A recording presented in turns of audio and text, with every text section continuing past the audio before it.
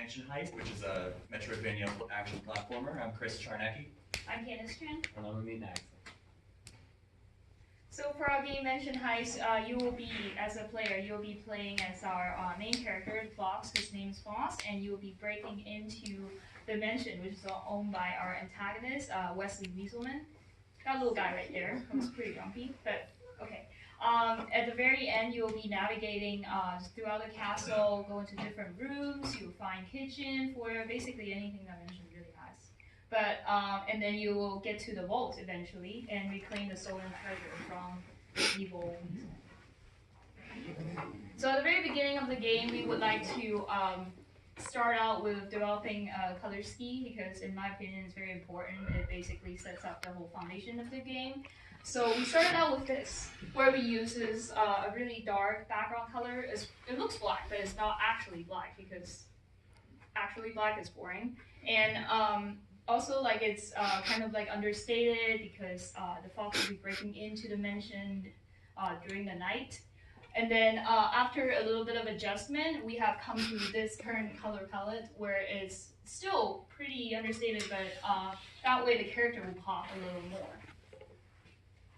And in developing our assets, the main character, we have undergo a lot of revision, as you can see. So this is about a week apart. We change our minds a lot, but at the very end, we decided on this guy right here, which pops nicely with the background color. And then for our enemies, we have a lot of different type of enemies to add challenge to the game. For example, you have your normal 9-to-5 guy that just walk around and really not do anything. And then you have this guy with a Nerf gun, which can shoot you apparently. And then this really angry looking guy that we use club to swing at you. And for in addition, there's other obstacles such as laser beams and spikes that we add into the game. So we took inspiration for our game from different Metroidvanias like Metroid and Castlevania. So it's a bunch of interconnected maps that you can navigate through using different abilities you have. Where you can go is dependent on what abilities you have at the time. So it's laid out in a grid, and you can transition between maps by going through different exits. And then you have to go look for new abilities so that you can get to different maps, hopefully eventually getting to the vault at the end. Our current core mechanics are jumping, attacking, and using abilities. Right here we have invisibility, where you can turn invisible for a second. Our current dynamics are, with attacking you can smash faces, collect coins. You can also damage enemies, and then also get damaged by enemies and obstacles. You can also navigate through the world vertically through the platforming, and then you can find different abilities that you can then use to get past obstacles and enemies.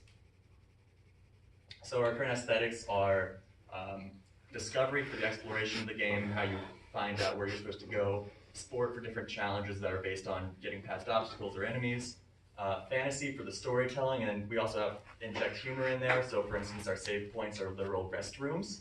So you go in there and sit on the toilet and it saves the game for you. We want the character or the player to feel sneaky and excited when they're playing the game, but also very cautious and curious about where they're going when they transition to different maps.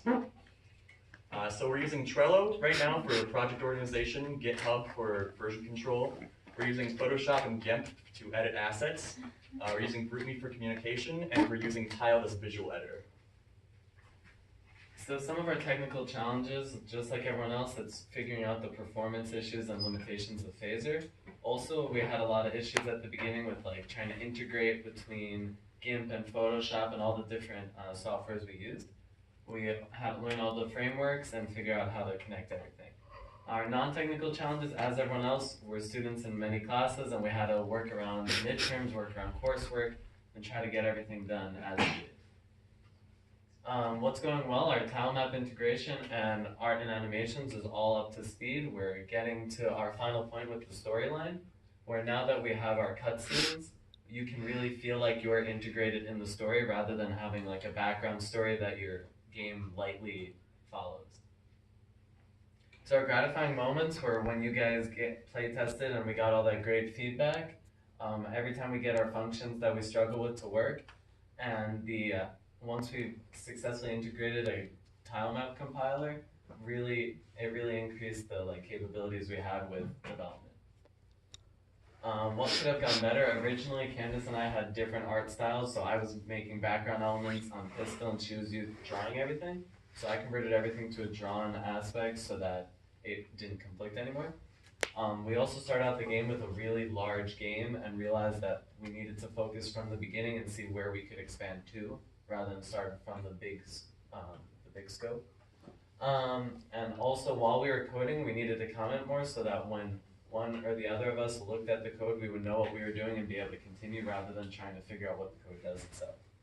And yeah, we started out a little bit slow. We were a little behind on everything, but we caught up and now we're up to speed.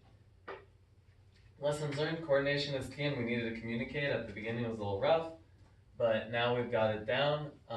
We learned not to procrastinate because sometimes your functions don't work as expected and then you have issues when you need to submit. And reading the documentation to learn what the capabilities actually are. What would we change? We would outline all the features we wanted in the backlog on Trello ahead of time so that we could just easily pull and maneuver for each sprint and know what we were going for rather than each sprint adding stuff and then like figuring out what we need to do. We also needed to work more efficiently at the beginning before midterms and coursework hit so that we could have like really had a head start and not had to work around everything. But overall, we're really happy with our game and happy with where it's going. Any questions?